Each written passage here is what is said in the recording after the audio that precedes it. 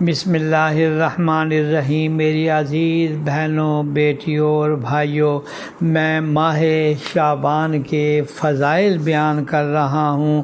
آج حضرت عائشہ رضی اللہ تعالی عنہ کی ایک روایت میں نقل کرتا ہوں۔ آپ فرماتی ہیں کہ رسول اللہ صلی اللہ علیہ وسلم نے مجھ سے فرمایا کہ کیا تم جانتی ہو اس رات میں یعنی ماہ شعبان کی 15ویں شب میں کیا ہوتا ہے؟ عرض کیا یا رسول اللہ صلی اللہ علیہ وسلم، ارشاد فرمائیں کیا ہوتا ہے؟ ارشاد فرمایا کہ اس رات میں اس سال جتنے پیدا ہونے والے ہیں وہ سب لکھ دیے جاتے ہیں، اور جتنے مرنے والے ہوتے ہیں وہ بھی سب لکھ دیے جاتے ہیں، اور اس رات میں سب بندوں کے اعمال اٹھائے جاتے ہیں، اور اسی رات میں لوگوں کی مقررہ روزی بھی اترتی ہے۔ تو پتہ چل گیا میری بہنوں، بیٹیوں اور بھائیوں، اس رات میں سارے سال کا گویا بجٹ بن جاتا ہے، کس نے آنا ہے، کس نے جانا ہے، نہ معلوم آئندہ شب برات ہمیں ملتی ہے یا نہیں ملتی ہے۔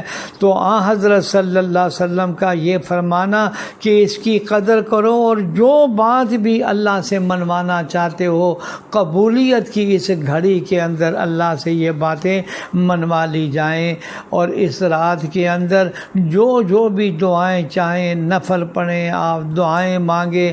اللہ جل شانہ کی برکت اور رحمت والی رات ہے۔ اس رات کے بارے میں روایات میں متعدد مقامات پر یہ آیا ہے کہ 15ویں شعبان کی شب میں اللہ تعالیٰ اپنے بندوں کی جانب متوجہ ہو کر مسلمان مرد و عورت کی مغفرت کرتا ہے، کافروں کی دعائیں قبول نہیں کرتا ہے۔ اور اس کے ساتھ ساتھ میری عزیز بہنوں اور بیٹیوں، حضرت صلی اللہ علیہ وسلم فرماتے ہیں جس انسان کے دل میں کسی کے خلاف کینہ اور بغض بھرا ہوا ہے، اس کینہ اور بغض والے کی دعا بھی اللہ جل شانہ قبول نہیں کرتے تا وقت ہے کہ وہ اپنے دل سے کینہ بغض کھرچ کر باہر نہ نکال دیں۔